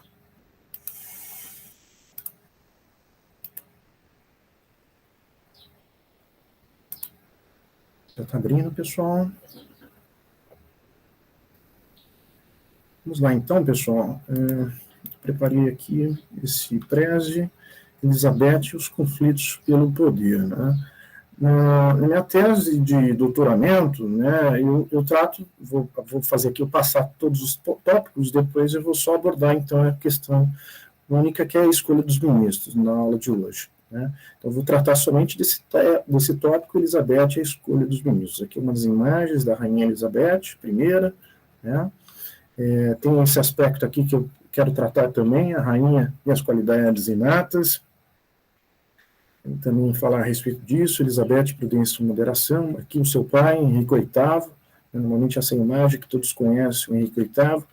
Aqui as várias esposas do Henrique VIII, né? Muitas delas foram vítimas do Henrique VIII, morreram em virtude do Henrique VIII. Né? Catarina de Aragão, Ana Bolena, a Jane Seymour, Ana de Cleves, Catarina Howard e a Catarina Parr. São as companheiras do Elizabeth, talento, sabedoria e perspicácia. Eu vou tratar também a respeito disso. Elizabeth e os conselheiros, né, o William Cecil e o Walsingham, esse que foi uma figura muito importante para a Rainha Elizabeth, porque praticamente o serviço secreto inglês nasce a partir desse sujeito, né? Aqui, então, seria um tópico que eu poderia tratar, mas, bom, enfim, fica para uma outra oportunidade, né? Elizabeth e os apaixonados pretendentes, aqui novamente a imagem do seu pai, Henrique VIII, né? E aqui um sujeito também muito importante para Elizabeth. Aqui, Mary Stuart, a conspiração católica, novamente aqui repete a imagem do Henrique VIII com suas esposas, mas é interessante falar sobre esse conflito entre Elizabeth Tudor contra sua prima Mary Stuart, né, a Guerra dos Tronos, poderíamos dizer, né? E um último tópico, né, que nós poderíamos tratar, a Invencível e a Armada Espanhola, né?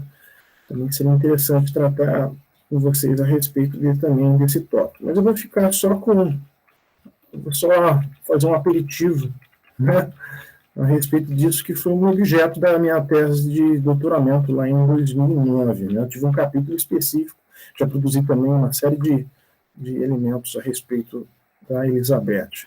Vamos falar, então, sobre Elizabeth e a escolha dos ministros, né? Um pouquinho também da Elizabeth e as qualidades inatas. Bom, pessoal, então, durante o período moderno, a Europa e outras partes da Europa, né, assistiram simultaneamente, né, a uma sucessão de reinados cujos representantes máximos foram mulheres, né? Tivemos a Mary Stuart, a Elizabeth I, tivemos na França também a Maria de Médicis, né? Então, seja na qualidade de regentes ou governando em seu próprio nome, diversas rainhas e imperatrizes comandaram tropas, criaram leis e conduziram seus territórios em tempos de abundância e de crise, né? Contribuindo, assim, para desconstruir o imaginário enraizado pela tradição greco-romana de que as mulheres eram incapazes de reinar sozinhas. Né? Então, já durante a Idade Média, podemos identificar uma grande quantidade de condessas, duquesas e outras nobres administrando as terras e propriedades de suas famílias. Né? Vou encerrar aqui a apresentação, vou fazer aqui. Né? Então, excepcionalmente, né, alguma podia chegar ao poder, como ocorreu com a Margarete I de Dinamarca e da Noruega, e no final do século XIV, bem como a Isabel I de Castela e Leão, em 1474. Só que, contudo, né, internacionalistas, foi com a Elizabeth I da Inglaterra que as bases para uma monarquia feminina começaram a ser definidas dentro de um antigo Estado absolutista.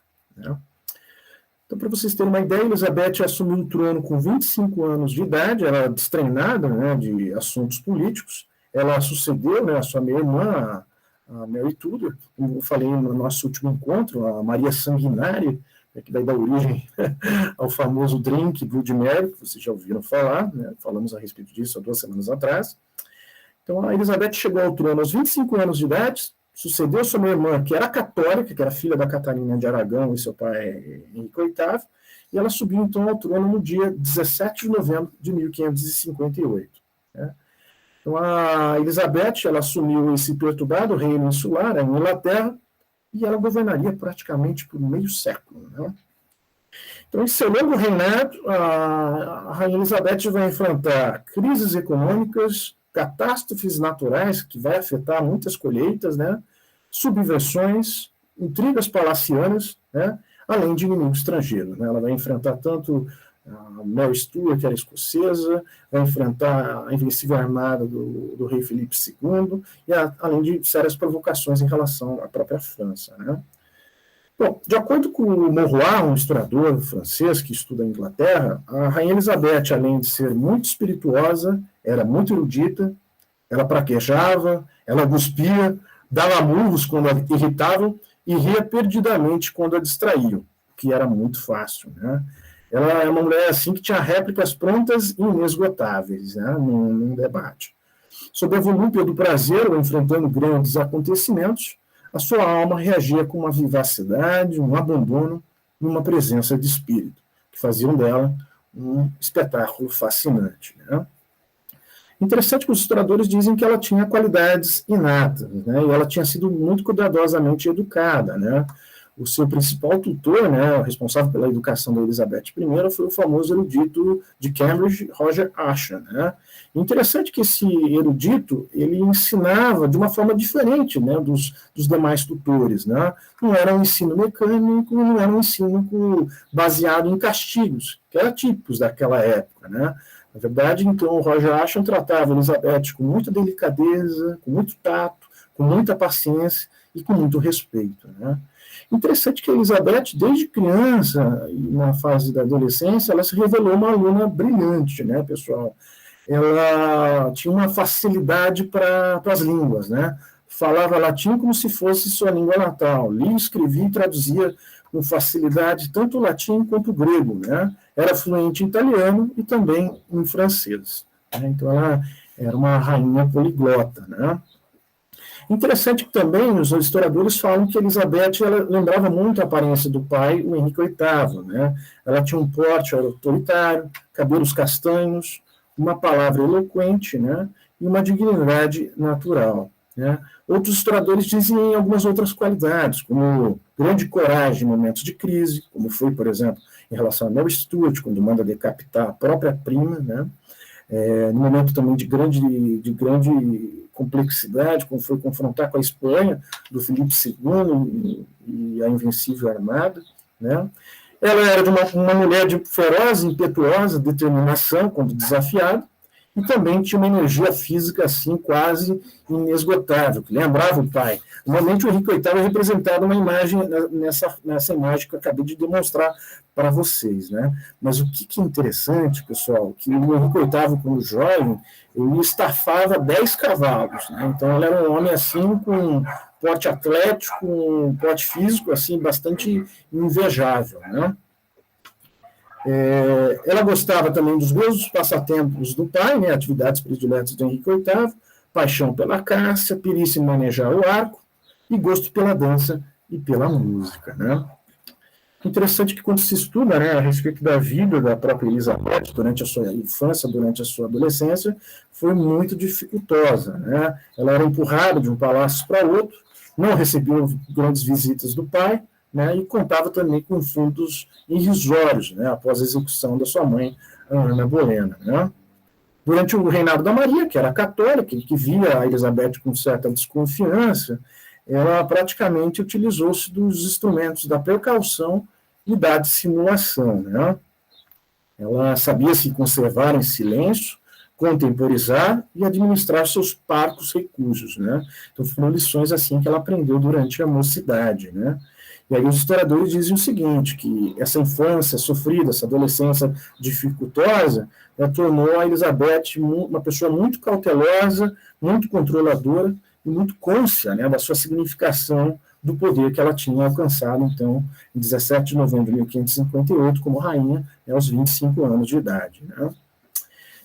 Quando ela assume como rainha, ela teve que utilizar todo esse talento, toda essa perspicácia, né, toda essa sabedoria, né, nos anos difíceis que seguiriam, né. Muitos católicos na Inglaterra que a viam como uma herege, né, a própria Igreja Católica também a reconhecia como uma herege, a Espanha de Filipe II, que também a criticava duramente, né, e além da própria rivalidade com a França e a rivalidade com a sua prima, a Mary Stuart, na Escócia, né. Então, os inimigos, a Escócia, unida pela França pelo matrimônio, né, cultivava velhos ódios, mandava exércitos saqueadores na parte continental, a França olhava com ar ameaçador, e a Espanha, que aparentava ser uma aliada, né, mantinha espiões que aguardavam o momento oportuno, porque chega um determinado momento que a Espanha do Filipe II vai tentar colocar a Mary Stuart no trono inglês, né? Isso é uma coisa bastante interessante. E a rainha teve ainda que conviver com outras situações, né? Más colheitas, epidemias devastadoras, né? E uma escalada incessante de preços, né? Bom, pessoal, é interessante que a Elizabeth, diferente do seu pai, Henrique VIII, e também da sua meia-irmã, né? A rainha Mary Tudor, ela vai procurar cercar-se de ministros confiáveis, né? E ela queria ministros que, de fato, não precisavam ser nobres, né? Mas que tivessem dois elementos, dois pontos importantes: o patriotismo e a consciência da razão de Estado. Eram esses dois elementos que tornariam um ministro confiável, né? Então, ela queria mais inteligência, mais talento do que sangue nobre, né? Então, é interessante que ela vai se cercar desses ministros confiáveis. Cito alguns deles, né? O Matthews Park, que é o arcebispo de Canterbury. Nicolau Bacon, ficou como Lord Guardião do Grande Selo. O Roger Ascham, que era o seu tutor, vai ser um dos seus principais assessores. Thomas Gresham vai ser convocado para o horário do reino em ordem, né? William Cecil é o seu principal ministro, né? Era um administrador versado, né? em assuntos legais, diplomacia, que vai se tornar o assessor mais próximo da Elizabeth, né? Que praticamente vai ter essa posição por 40 anos. Vai ser essa parceria estratégica entre Elizabeth e o Cécio durante 40 anos, né? É interessante que o conselho privado foi modificado de 39 para 19 conselheiros, né, 19 membros. É interessante que as sessões que aconteciam no conselho eram muito frequentes e longas, né, muito frequentes e longas, e era interessante que a Elizabeth, ali assumindo já esse papel como mulher, como rainha, né, como uma rainha absolutista, ela dizia muito, deixava muito claro para os seus ministros, né, aqui, nesse barco, só terá uma senhora, e não um senhor, né. Isso é muito interessante a respeito da Rainha Elizabeth. Pessoal, vou encerrar por aqui, né? Eu espero que vocês tenham gostado. Tem muita coisa para falar sobre a Rainha Elizabeth, estudei muito a respeito dela. Praticamente depois da tese de doutoramento eu apresentei vários artigos, né, a respeito dela. 4, 5 artigos que eu escrevi a respeito dela. Eu até pretendo escrever a respeito dos ministros, né, falar sobre a questão da importância dos ministros, trazendo para uma questão atual. Espero que vocês tenham gostado, foi muito pouco, sim, né, foi muito pouquinho, né, muito curtinho, né, mas vocês tenham gostado, numa outra oportunidade, num outro momento, eu poderia falar a respeito da questão dos pretendentes, que é bem legal essa questão, né, de como que ela usou o casamento como uma arma diplomática e, no fim, acaba casando com ninguém, né, e era aquela tese que eu tenho, aquela hipótese que eu já comentei com vocês, provavelmente ela era estéril, né, era infértil, né, e o casamento não agregaria nada nesse sentido, né. Então, aí a necessidade dela casar com a Inglaterra e ela manter a mácula de ser chamada a Rainha Virgem, né, a Rainha Virgem, né, e é interessante que, então, ela vai tentar se associar à imagem de Maria, né, a imagem de Maria, sepulcral de Maria, né. Então, isso também é um aspecto assim que eu acho muito interessante. Tá, pessoal? Sim, com certeza, com certeza. Também ela deu muito espaço para muitas mulheres na corte, né? Muitas cortesãs que também vão ganhar muita importância durante o reinado dela, né? E os cortesãos também, que vão procurar a todo momento paparicar a rainha e tentar ganhar favores, né? Durante o reinado dela. E interessante, né, pessoal? Vocês sabem que os estudiosos da Inglaterra, a Inglaterra tem como uma característica rainhas poderosas, né? Tivemos, então, a Elizabeth I, mais de 50, quase 50 anos de poder. Depois nós tivemos no século XIX, um momento de apogeu do poder inglês, que foi a rainha Vitória, né, que até então tinha o maior período mais longevo enquanto rainha, né? E atualmente, claro, embora não tenha o mesmo poder e prestígio político das duas rainhas, como acabei de citar, a Elizabeth I e a Rainha Vitória, a Elizabeth II, né, que é de fato a rainha com um período mais longevo, vai acabar enterrando o seu príncipe Charles, né? Se permitem aqui uma brincadeira, né? É a rainha que no maior período de governo até então na história da Inglaterra, né? Citei aqui então 3 rainhas portentosas, né? E tiveram um período mais longevo, né, como governantes da Inglaterra, né? Então a rainha hoje Elizabeth II que assume esse papel como chefe de Estado, né? Na verdade, então o primeiro-ministro que exerce o poder enquanto chefe de governo, né? Já que se trata de um parlamentarismo, né? Uma monarquia parlamentarista, né? É interessante isso. Bom, pessoal, é isso aí. Agradecer a vocês que acompanharam a aula de hoje. Agora estamos com 19 alunos, tinham no total 24. Né? Semana que vem não teremos aula, dia 8, feriado, e retomamos, então, a última aula de 2021 com a Revolução Inglesa. Né? Vamos falar, então, sobre a Bill of Rights, vamos falar sobre, então, a Revolução Puritana e a Revolução Gloriosa. Nós vamos destacar mais sobre a Revolução Puritana, vamos falar sobre o rei Carlos I, né? E espero que vocês tenham gostado da aula de hoje, que teve um perfil, uma dinâmica diferente, né? E é isso aí. Vou encerrar a gravação, mas novamente agradeço para vocês, desejo para vocês uma boa semana e boas vibrações, boas energias nesse último mês do ano de 2021, né? Encerrando aqui a gravação. Tchau, professor.